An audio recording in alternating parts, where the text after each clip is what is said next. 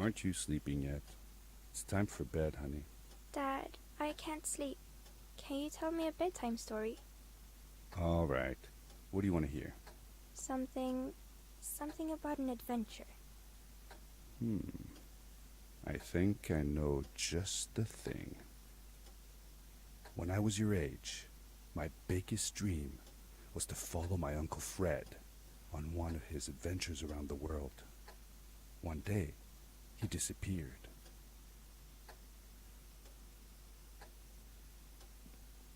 I stepped into the lobby of my uncle's house. It lay just across the hill from where I lived with my mother, your grandmother. She had tried to keep me from going, but I wanted to see if Fred was home yet from his latest adventure.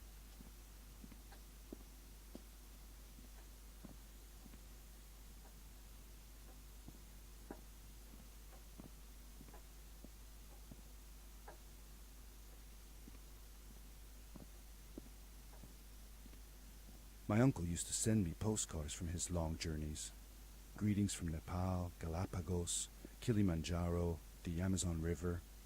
This was the first time he had left without a word, without sending cards.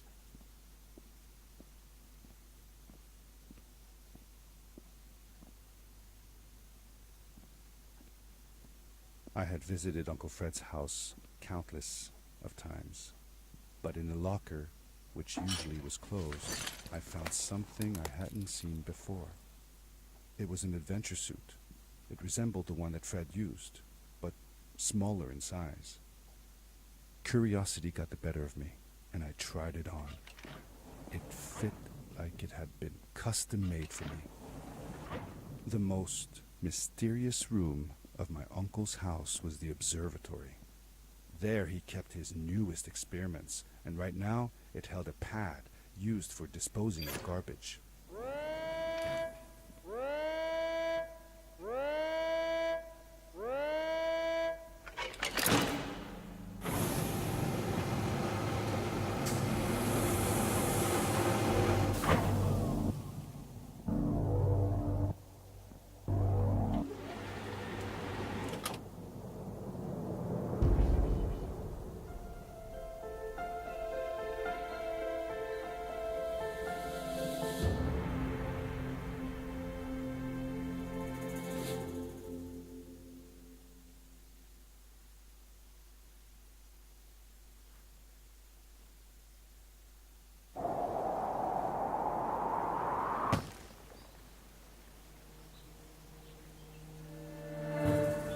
I landed with a crash, but thanks to the suit I wasn't hurt. I had no idea where the pad had taken me, but back then I didn't care so much about where I was going, or how I would get home. The suit protected me from falls on the ground, but not in water. I couldn't swim with this thing on. Best be careful.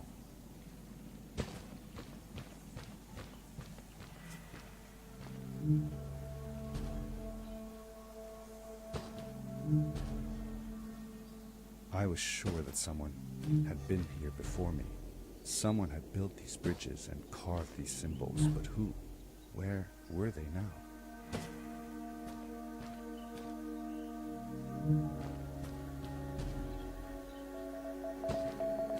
I found a strange gizmo, some sort of measuring tool that Fred must have built. It seemed to be done measuring though, so I took the results to give to Fred.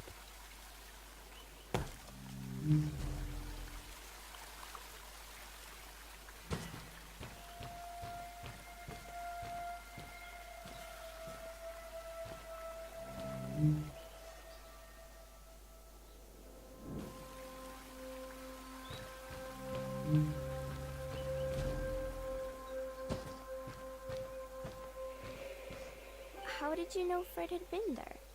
Well, I found a small campsite where Fred must have slept before going further into the caves. I knew it was him because the place was littered with empty packages of his favorite hiking foods. Canned soups, tube food, and instant noodles. Tube food? That sounds gross.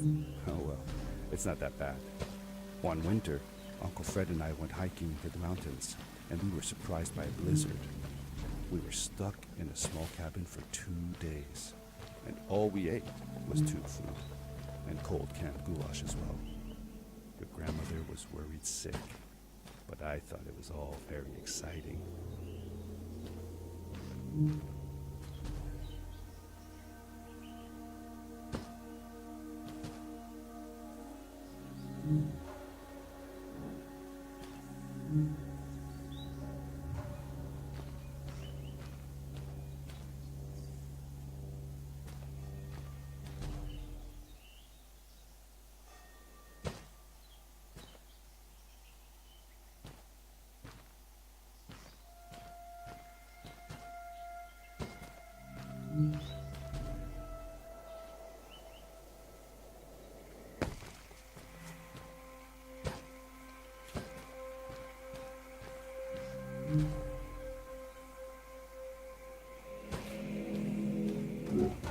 The power core I found activated the suit's grappling device when I picked it up. It must have been left here by my uncle.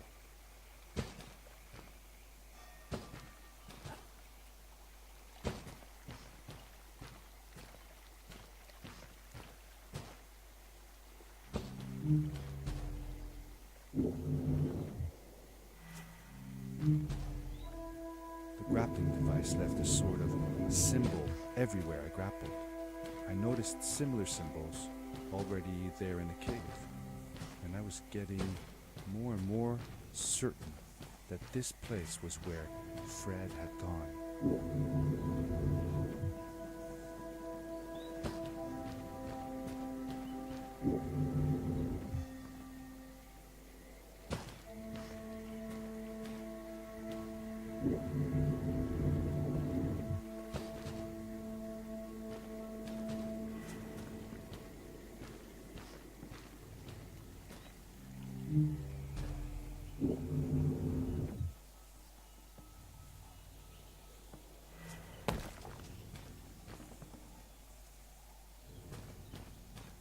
The adventure suit was fantastic. By combining a power leap with a grapple, I could fly long distances through the air at great speed.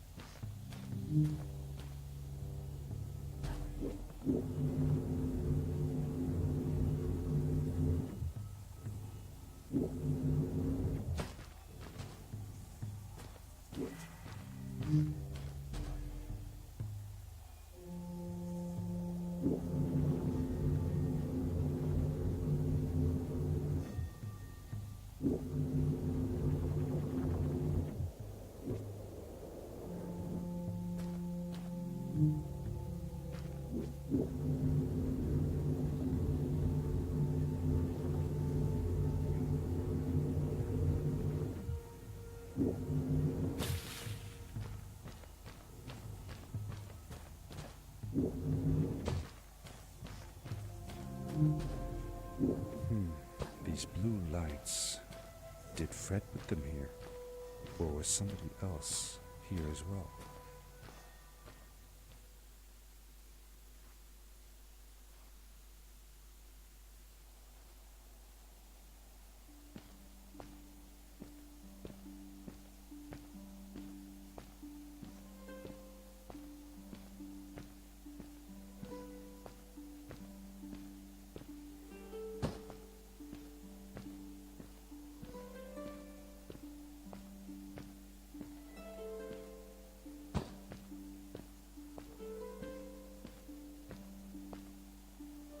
Hello, who are you?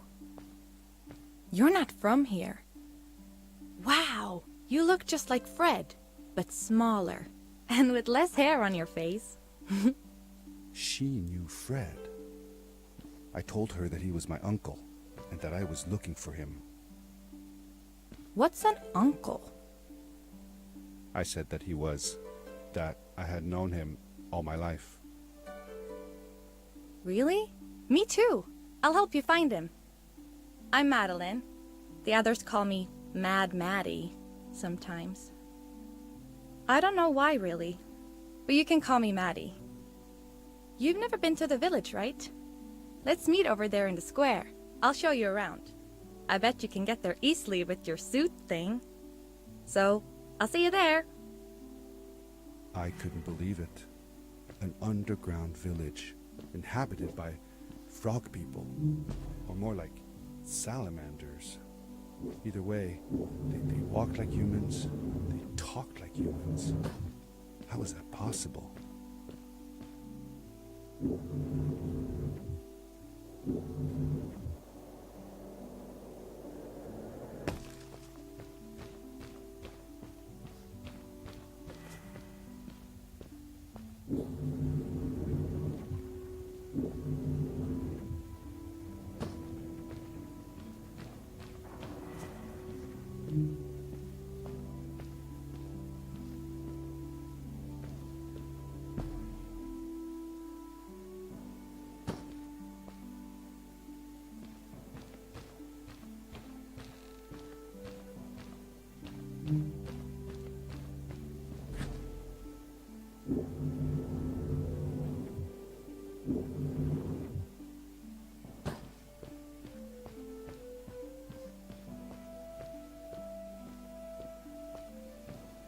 Hey!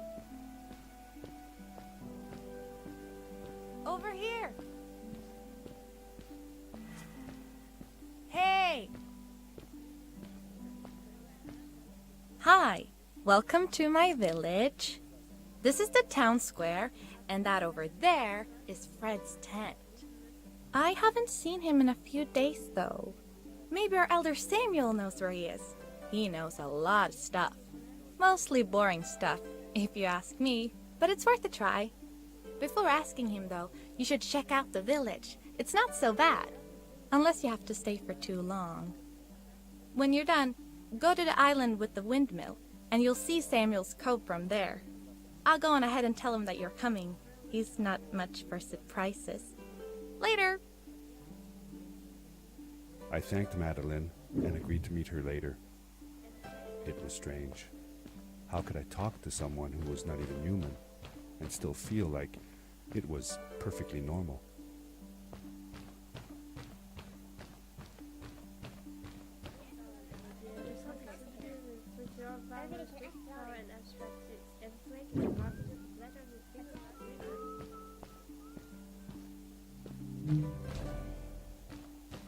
It looked like most of the shacks in the village were built out of trash. Trash from our world. It was, after all, a garbage disposal pad that took me here.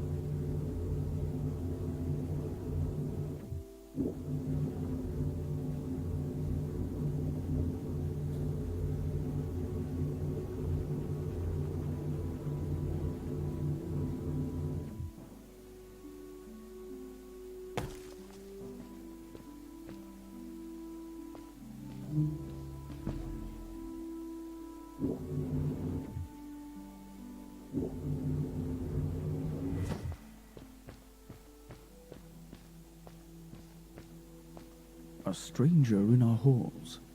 Welcome. Our name is Samuel, and we will do our best to assist you. Please tell us what brings you here. I told him that I was looking for my Uncle Fred. We should help. Do you know where he is? Fred left us without a word. If you aspire to find him, we can share with you a sacred crystal, a power core. Fred used their kind to power his suit. You can have it if you return our Fred to us. The crystal? Sweet! Madeline, that was inappropriate. Your help will not be necessary. The crystal is not for you to have. What? I want to help finding Fred. Why couldn't I? Please, Madeline, that is impossible. None of us may enter the chasms. It is too dangerous. What's the danger? If Fred can do it, so can I. I say this for your own protection, Madeline. You are forbidden from entering the chasms. Just because you're afraid of what's outside the village doesn't mean I am. I'm nothing like you. I'll never be. We apologize. It is true that we want to keep her safe, but she does not understand. Behind us is the power core. Take it and go into the chasms. Find Fred, and if you see Madeline, take care of her. Be safe.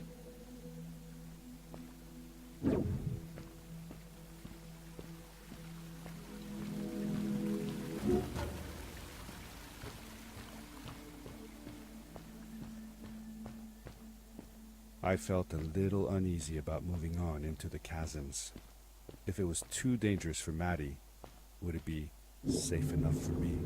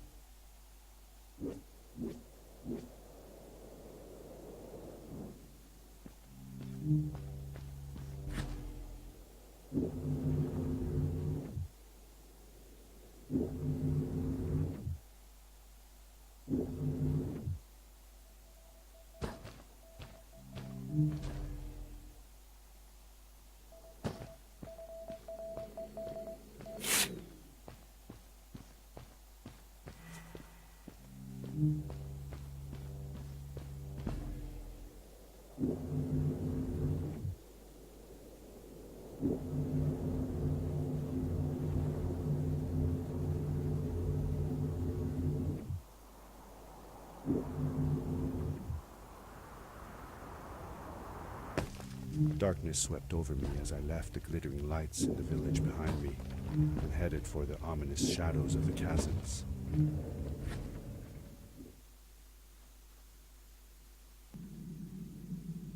As I entered the chasms, it struck me how much darker it was in there. The shadows were black as ink, and although I tried not to be afraid, I couldn't help but shiver. Was it the darkness that frightened the villagers as well, or was it something else?